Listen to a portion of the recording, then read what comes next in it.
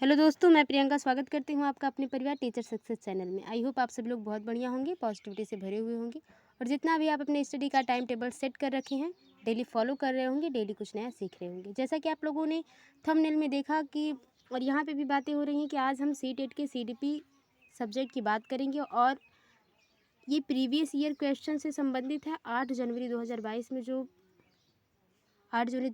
को जो सी-टेट का एग्ज़ाम हुआ था उसमें सीडीपी के जो प्रश्न आए थे वो किस प्रकार के आए थे उससे संबंधित प्रश्न है। इसको प्रैक्टिस सेट भी आप कह सकते हैं और ये सीडीपी के प्रैक्टिस सेट का 16 जो है प्रैक्टिस सेट है। टॉप 30 प्रश्न होंगे। इन टॉप 30 प्रश्न में आपका स्कोर कितना रहता है कमेंट बॉक्स में ज़रूर बताएं और कम समय में ज़्यादा प्रश्नों को और व्याख्या के साथ चीज़ों को समझने की कोशिश की जाएगी। महत्वपूर्ण प्रश्नों की श्रृंखला है। अगर आप अटेंड करेंगे क्वेश्चंस को तो आपको खुद मालूम होगा। और चैनल पर पहली बार आए हैं और चैनल हमारी वीडियो से पहली बार अवगत हो रहे हैं तो चैनल को सब्सक्राइब करें और बेल आइकन को भी प्रेस कर दें ताकि आने वाली अगली वीडियो आप तक पहले पहुंचे। चलिए देखते हैं क्या है प्रश्न और किस प्रकार के प्रश्न हैं। तो ये 13 रहा, 9 और यहाँ पे पहला आ गया। विकास डेवलपमेंट से संबंधित है प्रश्न। क्या है कि विकासात्मक परिवर्तन कैसे होते हैं। सभी संस्कृतियों के बच्चों में सार्वभौमिक गति से होते हैं।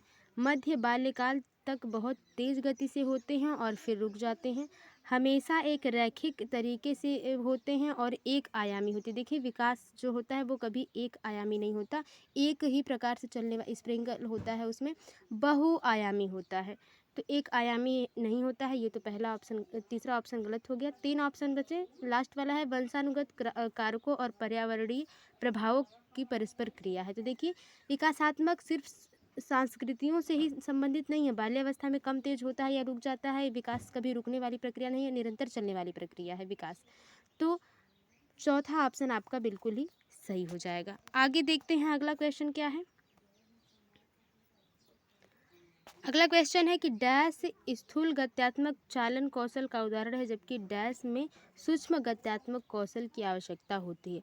सूक्ष्म गत्यात्मक कौशल वो हो जाएंगे जिसमें आपकी मांसपेशियां कम काम करें और स्थूल गत्यात्मक वो हो जाएंगी जिसमें आपकी मांसपेशियां आपकी जो है आपकी ऊर्जा जो है एनर्जी है वो ज़्यादा लॉस हो, आपकी मांसपेशियां ज़्यादा वर्क करें। ऑप्शन देख लेते हैं। भागना और चित्र बनाना। भागना कैसी प्रक्रिया, भागेंगे सारी मांसपेशियाँ दौड़ेंगे, मान लीजिए भागेंगे तो हमारी सारी मांसपेशियाँ काम करेंगी। चित्र बनाएंगे तो वो सिर्फ हाथ का ही काम होगा, तो ये सूक्ष्म हो जाएगा और ये स्थूल हो जाएगा। ठीक है, आगे देखते हैं निचोड़ना और चलना। चलने में सिर्फ आपके पैर ही काम करेंगे और निचोड़ेंगे तो सिर्फ ज़्यादा जो काम होगा वो आपके हाथ का होगा, बराबर मांसपेशियाँ काम नहीं करेंगी। पकड़ना और चढ़ना। पकड़ेंगे तो सिर्फ पकड़ेंगे तो स्थूल हो जाएगा, सूक्ष्म तो होगा नहीं। आगे देखते हैं चौथा कि आड़ी तिरछी रेखाएं बनाना और ताली बजाना। ताली बजाने का काम सिर्फ 2 हाथ करते हैं आपके और सिर्फ हाथों की मांसपेशियों का यूज होता है, तो ये तो सूक्ष्म गत्यात्मक कौशल हो गया। लेकिन रेखाएं अगर हम बनाएंगे, जैसे मान लीजिए आड़ी टेढ़ी तिरछी रेखाएं बनाना, तो हमने बनाया तो इसमें क्या है, सिर्फ हाथों का ही यूज हो रहा है, हाथों की मांसपेशियाँ ही वर्क कर रही हैं। तो सही आंसर की बात कर ली जाए, सही आंसर क्या होगा आपको पहले ही पता चल गया कि वो पहला ऑप्शन हो जाएगा। आगे देखते हैं अगला क्वेश्चन क्या है। और इसके पहले भी 15 में भी 7 जनवरी 2022 में जो प्रश्न आए थे सीडीपी के, उससे संबंधित प्रश्न अपलोड हैं टीचर सक्सेस चैनल पे। अगर आप नहीं देखें तो जाके विजिट करें और आप बताएं कि आपका कौन सा कन्फ्यूजन इन वीडियो से जो है दूर हुआ। क्योंकि आपको पता है कि मैं इस बार ये बात नहीं करती हूँ कि आपका सिलेबस कंप्लीट कैसे करवाया जाए, क्योंकि आपको पता है सिलेबस क्या है और सबको सिलेबस पता है। सिलेबस तो आप कंप्लीट ही कर लेते हैं किसी न किसी तरीके से। तो लेकिन जो एक कन्फ्यूजन रह जाता है वो मैं आपको श्योर करती हूँ कि अगर आप मेरी वीडियोस देखते हैं और पढ़ते हैं तो वो जो कन्फ्यूजन है 1 नंबर का 2 नंबर का, जिससे हम पीछे रह जाते हैं 1-2 नंबर से, हम पासिंग मार्क तक नहीं पहुँच पाते, कट ऑफ तक नहीं पहुँच पाते, तो वो आपका ज़रूर हो जाएगा। आगे देखते हैं इनमें से कौन सी बच्ची मध्य बाल्यावस्था में होगी। ऑप्शंस के हिसाब से देखेंगे कौन सी बच्ची मध्य बाल्यावस्था में होगी। एक बच्चे जिसमें अभी सामाजिक संदर्भों में नकल सीखना शुरू किया है, यानी कि अनुकरण करना, इमिटेशन बच्चे ने किया कि देख देख के, जैसे मम्मी जो है जिस प्रकार से जो है पेन पकड़ रही हैं उसी तरह से बच्चे भी पेन पकड़ रही है, तो ये नकल हुआ, बच्चे का अनुकरण करना हुआ, इमिटेशन हुआ। एक बच्ची जो अमूर्त विचारों का आसानी से पालन कर सकती है, मतलब जो चीज़ दिखाई नहीं देती, जैसे हवा दिखाई नहीं देती लेकिन उसके बारे में उसको बताया जाए, वातावरण दिखाई नहीं देता लेकिन उसको बताया जाए कि पर्यावरण क्या होता है, बच्चा समझ पाएगा। जो अतिरिक्त गैस, धूल, तो वो अमूर्त विचार हो जाएंगे। जो चीज़ दिखाई नहीं देती फिर भी वास्तव में हम उसको प्रूव कर सकते हैं, तो ये हो जाएगा। एक बच्ची जो सहकारात्मक खेलों में शामिल नहीं होती, एक ऐसी बच्ची जो साथ में समूह में रहती खेलना पसंद नहीं करती है। एक बच्ची जो तार्किक रूप से तर्क कर सकती है और संरक्षण कर सकती है। देखिए पियाजे के हिसाब से ये किस अवस्था में होता, अगर तार्किक रूप से तर्क कर सकती है और संरक्षण कर पाती, तो 3 के सही आंसर की बात कर ली जाए तो 3 का जो सही आंसर हो जाएगा वो चौथा आंसर ही हो जाएगा कि मध्य बाल्यावस्था में वो बच्ची होगी जिसको आप पूर्व संक्रियात्मक अवस्था में रखेंगे। अगर पियाजे साहब की अवस्था के अनुसार रखेंगे तो ये पूर्व संक्रियात्मक अवस्था में रहेगा। और जो पूर्व संक्रियात्मक अवस्था की एज होती है वो 2 से 7 वर्ष होती है, तो बच्ची क्या हुई, मध्य बाल्यावस्था में होगी। आगे देखते हैं, क्योंकि जो अमूर्त विचार करेगी जो बच्चा अमूर्त विचार करेगा वो तो जो है 11 से ऊपर का बच्चा होगा पियाजे साहब के अनुसार, अमूर्त संक्रियात्मक चिंतन में होगा। आगे देखते हैं अभिकथन। अभिकथन या कारण असर्शन और रीजन से बहुत ज़्यादा प्रश्न पूछता है, तो ये देख लेते हैं क्या है कि बच्चे सर्वप्रथम अपने परिवार में व्यवहार के तरीके व्यवहार के तरीके सीखते हैं और मूल्यों और जीवन के मानदंडों को जानते हैं। तो ये बात तो सही है कि परिवार से ही हम व्यवहार करना सीखते हैं। बच्चा जो है सबसे पहले परिवार में जन्म लेता है और परिवार से ही सबसे पहला व्यवहार सीखता है, अपने जीवन के मानदंडों को सीखता है बच्चा परिवार से ही। कारण क्या है, रीजन क्या बताया गया है कि रीजन है कि परिवार बच्चों का सामाजिक का एक द्वितीयक अभिकारक है, तो यही गलत हो जाता है, द्वितीयक नहीं। आपको पता है कि बच्चे के लिए परिवार एक सामाजिक संस्था का प्राथमिक कारक है, अभिकारक है। प्राथमिक होता तो ये सही होता। इसका मतलब ए और आर दोनों सही हैं, तो दोनों तो नहीं सही है, पहला ऑप्शन नहीं होगा। ए और आर दोनों सही हैं लेकिन आर सही व्याख्या नहीं करता है ए की। और तीसरा है कि ए सही है लेकिन आर गलत है। तो देखिए सही व्याख्या करने की बात तो हुई ही नहीं, क्योंकि यहाँ पे पूरी तरह से क्या है, ये गलत है कि आर वाला पूरी ही तरह से गलत है, तो तीसरा ऑप्शन सही हो जाएगा। चौथा का जो सही ऑप्शन होगा वो हो जाएगा तीसरा। आगे देखते हैं, इसमें से ए अभिकथन तो सही है लेकिन रीजन गलत दिया है। आगे देखते हैं अगला क्वेश्चन, निम्नलिखित में से कौन सा युग्म में सही मिलान है। मिलान देख लेते हैं। शैशवावस्था में बच्चा तर्क को लागू करता है पर अनुमान लगाने में सक्षम होता है। अब देखिए शैशवावस्था में बच्चा सोच नहीं पाता, ये शैशवावस्था का पूरा ही विपरीत दे दिया। पूर्व संक्रियात्मक अवस्था में बच्चों में निगमनात्मक व तार्किक सोच प्रारंभ हो जाती है। पूर्व संक्रियात्मक अवस्था जब बच्चा 2 से 7 वर्ष होता है। अब देखिए मूर्त संक्रियात्मक अवस्था में बच्चा वर्गीकरण व संरक्षण कर पाता है, मतलब चीज़ों को बांट सकता है प्रकारों में और संरक्षण कर पाता है। आगे देखते हैं, अमूर्त संक्रियात्मक अवस्था में बच्चा अनुकरण की शुरुआत तथा कल्पनात्मक खेल करना शुरू कर देता है। तो अनुकरण का जो काम होता है, दूसरों को देखकर नकल करना जो है वो शैशवावस्था में होता है। अब देखिए 5वें का जो सही आंसर होगा वो आपको पता ही चल गया होगा, तीसरा ऑप्शन हो जाएगा। मूर्त संक्रियात्मक अवस्था में बच्चा चीज़ों को अलग अलग बांट सकता है। बच्चे जो है अंतर कर पाते हैं कि जो काले कलर का पक्षी है यानी कि कौवा और कोयल दोनों अलग अलग है, वो एक प्रकार से जो है एसिमिलेशन, एकोमोडेशन और साम्यकरण जिसे आप कहते हैं इक्विलिब्रेशन, उसमें सफल हो जाता है, जो पियाजे साहब जी कहते हैं। तो ये चीज़ें सही हैं।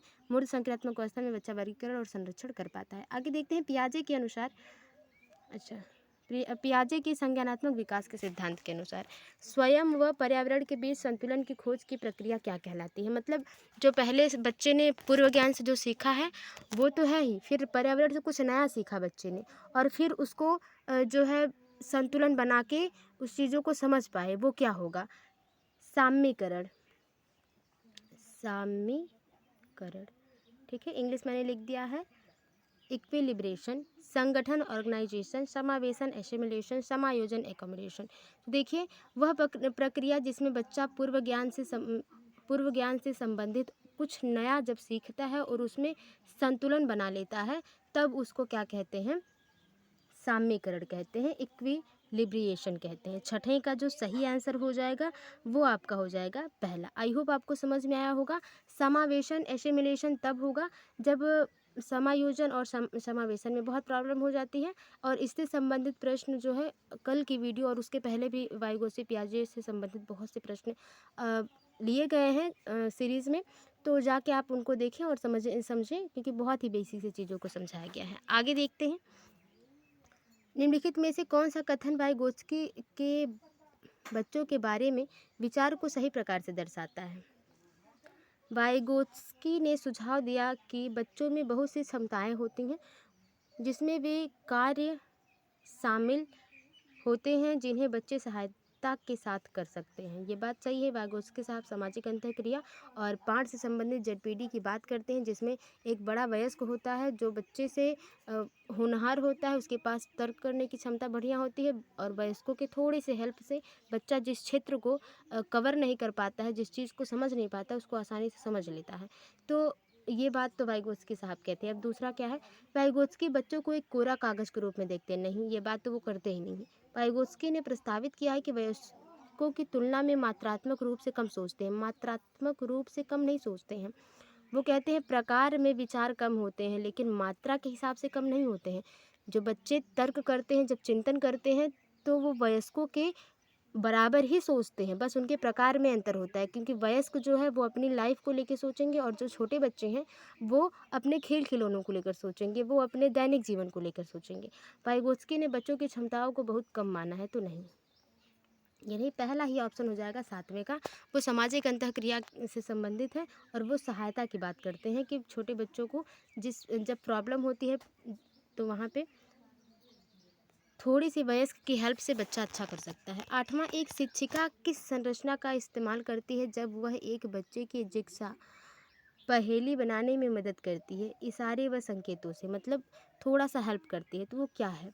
स्वतंत्र खोज, पाठ, उद्दीपन, अनुसरण। आठवें के सही आंसर की बात कर ली जाए और अगर आप इसको समझें, वाइगोत्स्की साहब के हिसाब से दिया गया है ये प्रश्न। और इसमें क्या है कि बच्चे को पता है कुछ रूल्स, लेकिन कुछ ऐसे टॉपिक्स हैं जिसमें वो भटक रहा है, तो टीचर उसको क्या है कि एक इशारा देती है, थोड़ी सी हेल्प करती है बच्चे की, तो बच्चा अपनी जगह पे आराम से चीज़ों को कर लेता है, नियम को जान लेता है। तो वो क्या है? स्वतंत्र खोज है। उद्दीपन तो तब होता है जब हम किसी अनुक्रिया को करवाने के लिए उद्दीपन देते हैं, जैसे कि पोयम याद करने के लिए बच्चे को ये कहना कि बेटा अगर आप कल आओगे तो आपको एक टॉफ़ी मिलेगी, तो ये एक प्रकार का उद्दीपन है। तो उद्दीपन की बात यहाँ हो नहीं रही इस प्रश्न में। अब अनुसरण या अनुकरण, इमिटेशन की बात वो हो जाती है कि जब हम बच्चा हमारा नकल करे, तो वो अनुसरण या अनुकरण हो गया। आठवें के सही आंसर की बात कर ली जाए तो जो ऑप्शन हो जाएगा आपको पता है, वो पाठ हो जाएगा, क्योंकि यहाँ से संबंधित प्रश्न बहुत ज़्यादा बनते हैं। आगे देखते हैं अगला क्वेश्चन क्या है। फिर आपका असर्शन और रीजन से संबंधित प्रश्न आया है। तो अभी कथन में क्या लिखा है कि एक बाल केंद्रित कक्षा जो है वो व्यक्तिवादी होती है और एक कठोर संरचित पाठ्यक्रम का अनुसरण किया जाता है। बताइए, कठोर बाल केंद्रित हुआ ही नहीं जब आपका कठोर पाठ्यक्रम होगा। आपको पता है कि बाल मनोविज्ञान में हमेशा लचीलापन, फ्लेक्सिबिलिटी की बात की जाती है कि जो भी रूल्स बन रहे हैं, जो भी बुक्स के नियम बन रहे हैं, जो भी करिकुलम यानी कि पाठ्यचर्या बन रही है, उसमें लचीलापन होना चाहिए, फ्लेक्सिबिलिटी होनी चाहिए, ताकि बच्चे के हिसाब से उसको ढाला जा सके। कारण पढ़ते हैं, रीजन क्या कह रहा है कि बच्चा सबसे अच्छा लगता है जब शिक्षक तानाशाह, अच्छा, बच्चे को सबसे अच्छा लगता है जब शिक्षक तानाशाह और नियंत्रक हो। तानाशाह मतलब क्या है कि वहाँ पे राज करना है बच्चे को स्कूल में, हाँ बच्चा कुछ नहीं है वहाँ पे, तो ऐसा कुछ नहीं है। तो देखिए, आप अगर समझेंगे तो नौवीं के आंसर को आप जज, कुछ ज़्यादा सोचने की ज़रूरत ही नहीं है कि इसमें जो सही आंसर हो जाएगा, क्योंकि कठोर तो आप कर नहीं सकते, ठीक है, नियम, और तानाशाही तो आप नहीं कर सकते क्योंकि आप एक टीचर जो है वो मार्गदर्शक के रूप में है। तो वो तानाशाही, वहाँ पे आप राजा नहीं है, ना किंगडम नहीं है आपका कि आप लोगों को नियंत्रित करेंगे और अपना ही रोल चलाएंगे। ए और आर दोनों सही है तो कोई सही नहीं है। चौथा ऑप्शन सही आएगा, ए और आर दोनों गलत है।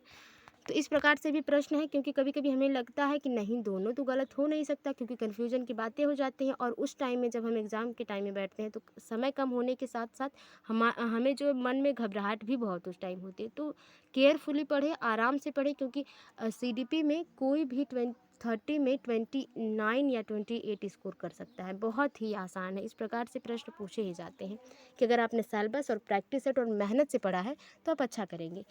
10वां देखते हैं, निम्नलिखित में से क्या एक प्रगतिशील कक्षा की विशेषता है? प्रगतिशील, समावेशी शिक्षा, बाल केंद्रित शिक्षा, ये तीनों एक ही प्रकार की नियम पर बात करते हैं। तो क्या है देखते हैं। शिक्षिका पूरी तरह से नियंत्रित करती है, क्लासरूम को पूरी तरह से नियंत्रित करती है। बच्चों की भागीदारी न्यूनतम है यानी कि कम है। क्लास में अगर बच्चों की भागीदारी कम हो तो वो गलत ऑप्शन होगा। टीचर सारे चीज़ को नियंत्रित करे तो वो भी आपके लिए समझ लीजिए गलत है, क्योंकि नियंत्रित नहीं करना है। अभी भी बात हुई, आप मार्गदर्शक हैं। गतिविधियाँ करते समय बच्चों का मूल्यांकन करना, समय सारणी और बैठने की व्यवस्था तय करना। तो करिकुलम बनाना तो ये प्रगतिशील कक्षा की बात नहीं हुई, वो तो एक पाठ्यचर्या के हिसाब से एक नियम बन जाता है। सही ऑप्शन 10वें का जो हो जाएगा वो तीसरा हो जाएगा कि जब बच्चे गतिविधियां कर रहे हैं तो हम मूल्यांकन करें कि कौन बच्चा बेहतर कर रहा है या पहले से बेहतर कर रहा है या क्या नया सीखा है। तो ये हमें मूल्यांकन करना है एज अ टीचर। आगे देखते हैं सबसे ज़्यादा फेवरेट CTET में पूछा जाने वाला जो प्रश्न है, लॉरेंस कोहलबर्ग से संबंधित। अमृत तर्क देता है कि हम कानूनों को बदल सकते हैं यदि वे समाज की ज़रूरतों को पूरा नहीं करते, लेकिन यह आपसी सहमति और लोकतांत्रिक प्रक्रिया के माध्यम से किया जाना चाहिए। लॉरेंस कोहलबर्ग के अनुसार अमृत नैतिक तर्क की किस अवस्था में है? सामाजिक व्यवस्था अभिविन्यास, सामाजिक अनुबंधन अभिविन्यास, सार्वभौमिक नैतिक सिद्धांत अभिविन्यास, अच्छा लड़का और अच्छी लड़की। देखिए इस प्रश्न में ये कहा नहीं जा रहा है कि दिखावे के लिए बच्चा जो है, अच्छा बनने के लिए बच्चा कोई चीज़ सीख रहा है, तो ये तो होगा नहीं। चौथा कटा 3 है, तीनों में आपको चूज़ करना है कि ये क्वेश्चन क्या कह रहा है और किस प्रकार से। और इनके बारे में कोहलबर्ग, पियाजे और वाइगोत्स्की साहब के बारे में अलग से वीडियो जो अपलोड है, पूरी तरह से विस्तृत जानकारी है। अगर आप नहीं देखें तो जाके देखें, वहाँ पे सारे कन्फ्यूजन आपके दूर हो जाएंगे। फिलहाल 11 के सही आंसर की बात कर ली जाए तो दूसरा ऑप्शन सही हो जाएगा, सामाजिक अनुबंधन अभिविन्यास। उसमें क्या कह रहा है कि इसमें कि समाज की ज़रूरतों के हिसाब से नियम बदले जा सकते हैं, नियम जो है वो अस्थायी नहीं है, ये अमृत कहता है। और इसके हिसाब से सामाजिक अनुबंधन अभिविन्यास ये है। आगे देखते हैं, हार्वर्ड गार्डनर जो मनुष्य के कई प्रकार की बुद्धियों के बारे में बात करते हैं, वो कह रहे हैं कि हार्वर्ड गार्डनर के सिद्धांत में डैश बुद्धि के व्यक्तियों में अपनी पहचान, मानव अस्तित्व और जीवन के अर्थ के बारे में संवेदनशीलता होती है। किसमें? प्रकृतिवादियों में, भाषाई में, अंतर्वैयक्तिक और अंतर्वैयक्तिक। देखिए इससे संबंधित कल भी प्रश्न आए हैं और वहाँ पे बताया गया है आपको कि इंट्रापर्सनल और इंटरपर्सनल, इंटर और इंट्रा। तो जो इंटरपर्सनल होगा, जो इंटरपर्सनल की बात होगी वो अंतर्वैयक्तिक होगी, और जो इंट्रापर्सनल की बात होगी वो अंतःवैयक्तिक। यानी कि इंट्रा जो है वो अंतःवैयक्तिक और इंटरपर्सनल जो है वो अंतर्वैयक्तिक। तो देखिए अंतःवैयक्तिक तब होगा जब अपने आप से चीज़ें बातें होंगी, जब व्यक्ति अपनी भावनाओं को इस प्रकार से व्यक्त कर रहा है कि सामने वाला व्यक्ति जो है वो प्रभावित हो जा रहा है। लेकिन अंतर्वैयक्तिक वो व्यक्ति होगा जो आपकी भावनाओं को समझ ले, यानी कि जैसे सेल्समैन होते हैं, बिजनेसमैन लोग होते हैं, वो अंतर्वैयक्तिक वाली बुद्धि वाले होते हैं, जो आपकी भावनाओं को आगे जो सामने कस्टमर है उनकी भावनाओं को समझकर, उनके व्यवहार को समझकर ऐसी बातों को, ऐसे तर्क को रखेंगे कि जो आगे वाला कस्टमर है वो ना नहीं कर सकता। और अंतःवैयक्तिक में ये हो जाता है कि जैसे कोई बिजनेसमैन है वो अपनी बात को इस प्रकार से आपके सामने रखेंगे कि आप उनकी बातों में आ जाएंगे और वहाँ पे इन्वेस्टमेंट कर देंगे। तो 12 के सही आंसर की बात कर ली जाए तो डी ऑप्शन सही हो जाएगा, अंतःवैयक्तिक। क्योंकि व्यक्ति जो है अपनी पहचान, मानव अस्तित्व और जीवन के अर्थ के बारे में संवेदनशीलता होती है उसमें, वो अपनी बात को इस तरह से आपके सामने प्रेजेंट करेंगे कि आपको लगेगा कि यही है सच और कुछ भी नहीं। आगे चलते हैं, अगला क्वेश्चन देखते हैं। गिफ्ट के तौर पर मिलने पर कार मिलने पर गिफ्ट के तौर पर कार मिलने पर एक 5 वर्ष की बच्ची बोली, यह मेरे लिए नहीं है, लड़कियां कारों से नहीं खेलती। यह क्या दर्शाता है? जेंडर भूमिका में लचीलापन। लचीलापन तब होता जब उसकी तरफ कुछ काम किया जाता, रूल्स बनाए जाते। इस क्वेश्चन में ऐसा कुछ नहीं है। जेंडर प्रासंगिकता 13 के जेंडर प्रासंगिकता की बात कर ली जाए तो जेंडर रिलेवेंस की बात हो रही है, तो ये यहाँ पे सांघिक की बात नहीं हो रही, जेंडर रूढ़िवादिता, जिसको आप जेंडर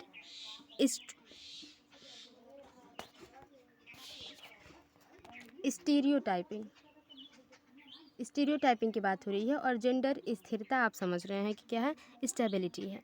तो 13 के सही आंसर की बात कर ली जाएगी तो जहाँ पे रूढ़िवादिता बताई जा रही है वही सही है। क्यों? क्योंकि इसमें ये पता चल रहा है कि जो बच्ची है वो पूरी तरह से जेंडर बयास, इससे प्रश्न आप यहाँ पे वर्ड थोड़े से डिफरेंस हो जाते हैं लेकिन कहने का मतलब वही है।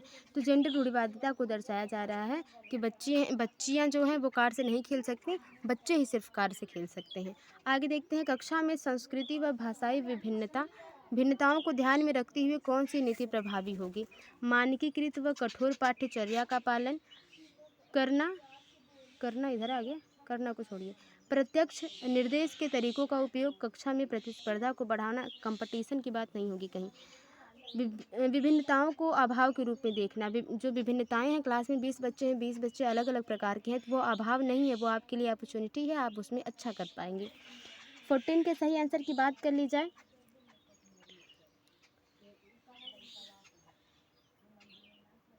मानकीकृत व कठोर पाठचर्या का पालन नहीं करना है, प्रत्यक्ष निर्देश के तरीकों का उपयोग। तो जो है बच्चों को दिखाकर, प्रत्यक्ष दिखाकर चीज़ों को हम बताएंगे तो दूसरा ऑप्शन सही हो जाएगा। प्रत्यक्ष देखेंगे बच्चे, निर्देश जो है जैसे भ्रमण विधि में क्या होता है कि हम प्रत्यक्ष चीज़ों को दिखाकर बच्चों को समझाते हैं, तो वो ये नीति जो है वो प्रभावी होगी संस्कृति और भाषाई विभिन्नता के हिसाब से। राष्ट्रीय शिक्षा नीति 2020 साबित करती है कि मूल्यांकन शैक्षणिक वर्ष में एक बार ले जाने वाली औपचारिक परीक्षाओं के माध्यम से किया जाना चाहिए। एक निश्चित अवधि में बच्चे की प्रगति का पता लगाने के लिए महत्वपूर्ण है। सभी शैक्षिक गतिविधियों का केंद्र होना चाहिए। योग्यता के क्रम में बच्चों को रैंक देने के लिए महत्वपूर्ण है। रैंकिंग की बात आप नहीं कर सकते, बच्चों को रैंक नहीं देना है, बच्चों को अपनी लाइफ में एक अच्छे पोजीशन पे लाने के लिए आपको काम करना है।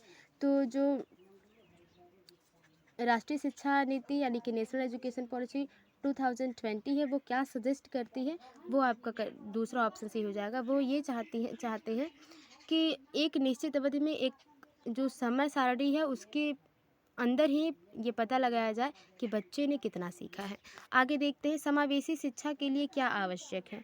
विद्यार्थियों, ये सब बहुत ही आसान प्रश्न है।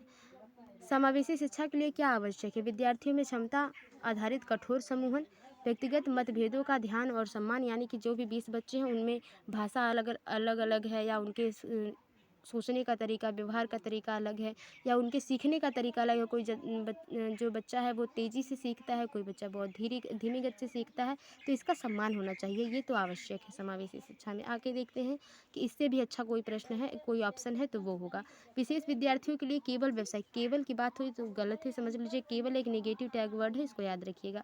विद्यार्थी जिन्हें दिव्यांगता है उनके बारे में रूढ़िवाद बना, रूढ़िवाद जहाँ भी आ जाइए समझ लीजिए जेंडर बयास की बात करिए, उसको गलत रखना है। तो कठोर समूहन आप नहीं कर सकते। 16 के सही आंसर की बात कर ली जाए तो दूसरा ऑप्शन ही सही हो जाएगा, व्यक्तिगत मतभेदों का आपको ध्यान रखना है। आगे देखते हैं, निम्नलिखित में से कौन सा व्यवहार पठन वैफल्य की पहचान है? पठन वैफल्य मतलब पढ़ने में बच्चे को दिक्कत है, वो कौन? जैसे बी को डी के रूप में लिखना, 21 को 12 लिखना। बी को जैसे यानी कि छोटे लेटर में बी को बच्चा डी लिख देता है, इसमें कन्फ्यूजन हो जाती है बच्चे को। अच्छा, अगर आप बताइए, अगर कोई बच्चा बी को डी लिख देता है तो पियाजे के अनुसार जो उनकी संज्ञानात्मक सिद्धांत है, विकास का सिद्धांत है, वो किस अवस्था में है बच्चा? ये आपके लिए अलग से, क्योंकि प्रश्न जो हैं बहुत मॉडरेट इस बार पूछे जा रहे हैं, तो आप ऐसा कोशिश करिए कि आप बहुत ही ब्रॉड लेवल पे सोचिए। अगला देखते हैं, कम ध्यान अवधि और अत्यधिक शारीरिक गतिविधि, बार बार स्वभाव बदलना, अपमानजनक व्यवहार करना। देखिए, पढ़ने में जब बच्चे को दिक्कत होगी, 17 के सही आंसर की जब अगर बात करेंगे हम, तो वो यही करेगा, बच्चा पढ़ने में बी और डी को मिक्स कर देगा और 21 और 12 को मिक्स कर देगा, वो कन्फर्म नहीं हो पाएगा। तो ये हो गई बात, पहला ऑप्शन सही हो जाएगा 17 का। आगे देखते हैं, विद्यार्थी जिन्हें स्वलीनता, जो बच्चे अपने आप में ही मगन रहते हैं, उनको अपने आप से ही सिर्फ मतलब होता है, वो आगे की समाज में घुलना मिलना नहीं जान पाते हैं, उनकी बात हो रही है। विद्यार्थी जिन्हें स्वलीनता है, उनकी पहचान उनके सामने आने वाली किस क्षेत्र की चुनौती से की जा सकती है? अभिव्यंजन और ग्रहणशील संचार की चुनौती। एक निश्चित दिनचर्या का पालन करने में चुनौती, सूचना को याद करने में चुनौती, स्थूल गत्यात्मक कौशल में चुनौती। ये 10 के सही आंसर की बात कर ली जाए तो जो सही आंसर हो जाएगा वो हो जाएगा पहला। आगे देखते हैं, क्योंकि ये प्रश्न कुछ ज़्यादा टफ नहीं है। और हिंदी अगर जहाँ पे टफ होता है तो उस एग्ज़ाम के टाइम में हमें इंग्लिश और हिंदी दोनों दिया रहता है, तो कुछ वर्ड जो इंग्लिश के हैं उसको आप समझ लीजिए, पढ़ लीजिए, ताकि इंग्लिश में ज़्यादा प्रॉब्लम्स नहीं होती है। वैसे तो सीटेट वाले लोग क्या करते हैं, कभी इंग्लिश में सही लिखते हैं तो हिंदी में गलत कर देते हैं, हिंदी में सही लिखते हैं तो इंग्लिश में गलत कर देते हैं, दोनों में सही लिखते हैं तो स्पेलिंग इधर उधर हो जाती है। तो थोड़ा सा बस बैलेंस बना के चलना है। वो विद्यार्थी जिन्हें दिव्यांगता है, जो पैर से चल नहीं सकते हैं, हाथ से शारीरिक कोई प्रॉब्लम है, उनके सफल समावेशन के लिए क्या आवश्यक है? सुलभ इमारतें, विद्यार्थी का अलगाव, शिक्षकों का पक्षपातपूर्ण रवैया। अच्छा, पक्षपात नहीं करना है। आप एज अ टीचर आप पक्षपात ही क्यों करेंगे? अगर आप कोचिंग भी पढ़ा रहे होंगे तो आपको ये मन में होगा कि मैं, हमारे यहाँ अगर 5 बच्चे भी पढ़ते हैं तो 5 अपने आप में इतने बेस्ट हों कि अगर वो अदर कहीं स्कूलों में जाएँ या अदर कहीं जगह पे जाएँ तो वो आपके नाम को बताएं कि मैंने इस टीचर से पढ़ा है। तो आपको पक्षपात नहीं करना है, ये नेगेटिव है, हटाइए इसको। साथियों के बीच सहानुभूति और दया। 19 के सही आंसर की बात कर ली जाए तो आई होप आप समझ गए होंगे। सुलभ इमारतें, इंफ्रास्ट्रक्चर की बात हो रही है, तो पहला ऑप्शन सही हो जाएगा। ठीक है, क्यों? क्योंकि बच्चे अगर दिव्यांग हैं तो उन्हें जो है फील्ड में खेलने में दिक्कत होगी, और किसी स्कूलों में ऐसा होता है कि वॉशरूम ही नहीं होते, तो उन्हें सुलभ इमारतों की बहुत ज़्यादा ज़रूरत है वहाँ पे। उसके बाद ये सारी चीज़ें आती हैं। दया तो आप उन पे नहीं कर, सहानुभूति नहीं करना है, क्योंकि सहानुभूति अगर विकलांग बच्चों पे करेंगे तो वो उनको आदत हो जाएगी, वो बहुत पीटी फील करेंगे, अपने आप को बहुत ही डिमोटिवेट फील करेंगे। आगे देखते हैं, निम्नलिखित में से कौन सा अभ्यास, हाँ, अगर साथियों के बीच पढ़ने लिखने में सहानुभूति की बात होती, सहयोग की बात होती तो वो ऑप्शन सही होता, चौथा वाला। निम्नलिखित में से कौन सा अभ्यास विविध अधिगम प्राथमिकता वाले विद्यार्थियों को शामिल करने में सहायक होगा? कार्य की प्रासंगिकता, मूल्य और प्रामाणिकता को कम करना, आसपास के खतरों और विकर्षणों को कम करना, उपकरण और सहायक तकनीक तक पहुंच कम करना, विद्यार्थियों की व्यक्तिगत पसंद और स्वायत्तता को प्रतिबंधित करना। देखिए, बच्चा को जो व्यक्तिगत पसंद है उसको आप प्रतिबंधित नहीं कर सकती, क्योंकि बच्चा इतना तो फ्री है कि वो अपनी व्यक्तिगत पसंद को कायम रखे। 20 के सही आंसर की बात कर ली जाए तो जो 20 का सही आंसर हो जाएगा वो हो जाएगा बी, ये विकर्षण। आप समझ रहे हैं विकर्षण का मतलब क्या है? डिस्ट्रैक्शन। तो बच्चे में अगर हम आसपास के उनके क्या प्रॉब्लम है, खतरे हैं, और उनके जो डिस्ट्रैक्शन है उसको अगर हम कम करेंगे तो बच्चा आराम से चीज़ों को सीख पाएगा। आगे देखते हैं, किस सिद्धांत पर आधारित कक्षा कक्ष में विद्यार्थी स्वयं पहल करके वह चर्चा में सक्रिय भागीदारी करके सीखते हैं? व्यवहारवादी, अनुकरण करके सीखना, सामाजिक संरचनावादी, प्रतिपादक शिक्षण सार्थक। 21 के सही आंसर की बात कर ली जाए तो तीसरा ऑप्शन सही हो जाएगा, सामाजिक संरचनावादी। आगे देखते हैं 22 क्वेश्चन की सार्थक अधिगम क्या है, कैसा है? ऑप्शन देखते हैं, मुख्य रूप से ज्ञान को ज्यों का त्यों उत्पन्न करता है। नहीं, आप जानते हैं कि आप जैसे भी पढ़ाएं बच्चों को, जितना आपने जिस प्रकार से नॉलेज दिया, जैसे उस प्रकार से बच्चा नॉलेज को ज्यों का त्यों ले नहीं सकता, थोड़ा सा डिफरेंस करके अपने हिसाब से मॉडरेट करके चीज़ों को बच्चा सीखेगा। तब होता है जब विषय वस्तु को गैर संदर्भित किया जाता है, जब सक्रिय रूप से विद्यार्थी को अधिगम को नियंत्रित करते हैं में विश्लेषण, समालोचनात्मक सोच तथा समस्या समाधान की प्रक्रियाएं शामिल हो। 22 के सही आंसर की बात कर ली जाए तो आप समझ रहे हैं कि तीसरा और चौथा ऑप्शन भी, दोनों, तीसरा ऑप्शन भी सही है, चौथा ऑप्शन भी सही है, लेकिन सबसे बढ़िया कौन सा ऑप्शन है? 22 के सही आंसर की बात कर ली जाए तो सबसे जो सही ऑप्शन है वो चौथा ऑप्शन है। जिस भी कक्षा में, जिस भी अधिगम में वाद विवाद होगा, जिसमें नेगेटिव पॉजिटिव दोनों पहलू की बात होगी, वही अधिगम सबसे सार्थक होगा, सबसे सही होगा, क्योंकि उसमें बच्चा चिंतन तर्क कर पाएगा। आगे देखते हैं, राष्ट्रीय शिक्षा नीति 2020 में निम्नलिखित में से किसकी वकालत नहीं की गई है? संरचनात्मक समझ पर जोर, योगात्मक मूल्यांकन, पाठ्यक्रम में वृद्धि, प्रौद्योगिकी के उपयोग में कमी। तो पहला दूसरा, दूसरा चौथा, पहला दूसरा तीसरा, या दूसरा तीसरा चौथा। 23 के सही आंसर की बात कर ली जाए तो जो सही आंसर होगा वो हो जाएगा तीसरा। किसकी वकालत नहीं की गई है? योगात्मक मूल्यांकन, पाठ्यक्रम में वृद्धि, प्रौद्योगिकी के उपयोग में कमी, वो संरचनात्मक समझ पर जोर दे रहे हैं जो 2020 राष्ट्रीय शिक्षा नीति है। ठीक है ना, क्योंकि अदर टॉपिक्स पे तो सभी शिक्षा नीतियाँ बात कर रही हैं। या कर चुकी हैं। निम्नलिखित में से कौन से युग में प्रतिक्रिया और लक्ष्य अभिविन्यास का सही मिलाप है? देखिए, इसको ध्यान से पढ़िए और ये प्रश्न कल की वीडियो में अच्छे से बताया गया है, और ज़्यादा बातें होंगी तो टाइम टेकिंग बहुत ज़्यादा हो जाएगा, तो इसको बस पढ़ते हैं, थोड़ा सा समझेंगे और आगे चलेंगे। तो किसी विशेष रुचि के क्षेत्र में क्षमता में सुधार के लिए कार्य परक पत्रक करना, महारत हासिल करने की दिशा में उन्मुख लक्ष्य। इसके बारे में डिटेल में मैंने बता रखा है, तो इसके पहले जो कल की वीडियो है तो आप ज़रूर जाएं, मैं जो है डिस्क्रिप्शन में लिंक दे दूंगी, ठीक है, आप जाके देख लीजिएगा। नगद पुरस्कार जीतने के लिए परीक्षा की तैयारी करना, परिहार उन्मुख प्रदर्शन लक्ष्य। कक्षा में प्रथम स्थान पाने के लिए किसी अतिरिक्त विषय की कक्षा लेना, तो परिहार उन्मुख निपुणता लक्ष्य। इसकी इंग्लिश भी उस वीडियोज़ में है, फिलहाल इसमें मैंने नहीं बताया है, मैं भी बोल दूंगी। दूसरों से पिछड़ा प्रदर्शन न करने के लिए कड़ी मेहनत करना, प्रदर्शन की दिशा में उन्मुख लक्ष्य। देखिए, ये जो है बात हो रही है 24 के जो सही आंसर की बात कर ली जाए और या इसको समझ लिया जाए। पहले अगर सही ऑप्शन की बात करते हैं तो 24 का जो सही आंसर हो जाएगा वो हो जाएगा पहला ये हो जाएगा कि महारत हासिल करने के लिए जब हम जो चीज़ हमको नहीं आती है, हम कोशिश करते हैं कि उसको एक विशेष प्रकार से पढ़ा जाए, ताकि मैं जिस भी सब्जेक्ट में कमज़ोर हूँ उसमें अच्छा कर पाऊँ। तो महारत हासिल करना यानी कि अच्छे से उसको सीख पाऊँ, ये बात है जिसको आप समझ सकते हैं इसके पहले की वीडियोस में, क्योंकि बहुत ज़्यादा टाइम टेकिंग हो जाएगा, आपको पता है। विद्यार्थियों की अधिगम को सुसाध्य करने के लिए एक शिक्षिका को निम्नलिखित में से किस पर ध्यान देना चाहिए? परीक्षाओं के प्रति भय नहीं पैदा करना है, रट कर याद करने की बात हो रही है, साहब ये क्या लिखा गया है, निष्क्रिय सुनने को बढ़ावा नहीं देना, बच्चों के पूर्व ज्ञान से संबंध जोड़कर। हाँ, तो चौथा ऑप्शन सही हो जाएगा। आगे देखते हैं अगला क्वेश्चन क्या है। निम्नलिखित में से कौन सा विद्यार्थी द्वारा निर्मित भ्रांतियों से निपटने के लिए एक रचनात्मक दृष्टिकोण है? तो रचनात्मक, जहाँ पे क्रिएटिविटी की बात होगी, रटने और याद, जहाँ रटना हो वो गलत है। ऐसी परिस्थितियाँ बनाना जहाँ गलत धारणाएं व्यक्त करना प्रतिबंधित हो। देखिए, ऐसी परिस्थितियाँ आपको वहाँ पे बनाना है क्लास कक्षाओं में, जिसमें क्या हो कि बच्चा गलत धारणाओं को नहीं सोच सके और एक पॉजिटिव तरीके से चीज़ों को, समस्याओं को हल करे। भ्रांतियों को प्रत्युत्तर हेतु प्रयोग और अवलोकन के अवसर देना, ये भी सही है, सबसे अच्छा रचनात्मक है।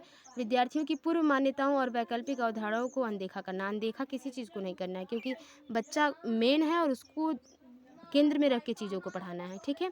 तो ये कौन सा है क्वेश्चन, नंबर ही इधर उधर हो गया है क्या? अच्छा, ये कौन सा था? 25 26 हो रहा है, 26। तो जो 26 का जो सही आंसर है वो आपका हो जाएगा तीसरा वाला, कि भ्रांतियों के प्रत्युत्तर हेतु अवलोकन का अवसर देना, जिसकी बात मैंने पहले से कह दिया था कि ये सही है। निम्नलिखित में से क्या विद्यार्थियों के बीच किसी कार्य की संरचनात्मक समझ को सुसाध्य करने में सहायक है? प्रतियोगिता, चर्चा और संवाद, वेधन और अभ्यास, दंड तो किसी तरह से सहायक नहीं होगा, दंड नहीं होगा। देखिए, प्रतियोगिता हमेशा नेगेटिव नहीं रहता, लेकिन हाँ अधिकतर चीज़ों में नेगेटिव रहता है, क्योंकि कंपटीशन नहीं लेके आना है बच्चों को। दूसरा ऑप्शन सही हो जाएगा इसका, जब बच्चे चर्चा और संवाद करेंगे, वाद विवाद करेंगे, तो वो चीज़ों को आसानी से अच्छे तरीके से समझ पाएंगे। प्रभावी अधिगम हेतु एक शिक्षिका को विद्यार्थियों को सक्रिय करना चाहिए। क्षमता को अस्थायी मानने की धारणा, क्षमता को वृद्धिशील होने की धारणा, प्रतिस्पर्धा मतलब कंपटीशन, हीनता की भावना नहीं। 28 के सही आंसर की बात कर ली जाए, जो सक्रिय विद्यार्थी की पहचान पूछी जा रही है प्रभावी अधिगम के लिए, तो जो 28 का जो आंसर होगा वो आपका हो जाएगा दूसरा वाला, क्षमता की वृद्धिशील की धारणा को बढ़ावा मिलना चाहिए। आगे देखते हैं, निम्नलिखित में से कौन सा भाग कहाँ चला जा रहा है? निम्नलिखित में से कौन सा भाग अभिप्रेरणा, मोटिवेशन का उदाहरण नहीं है? नेगेटिव चीज़ों को बहुत ध्यान रखें, नेगेटिव पूछा है तो जो नेगेटिव होगा वही सही होगा, जो सही होगा वो सही नहीं होगा, ठीक है। दंड से बचने के लिए गृह कार्य करना, ये अभिप्रेरणा का उदाहरण नहीं है। ज्ञान प्राप्त करने के लिए वाद विवाद समूह में शामिल होना, प्रतियोगिता जीतने के लिए शतरंज सीखना, साथियों को प्रभावित करने के लिए नृत्य में भाग लेना।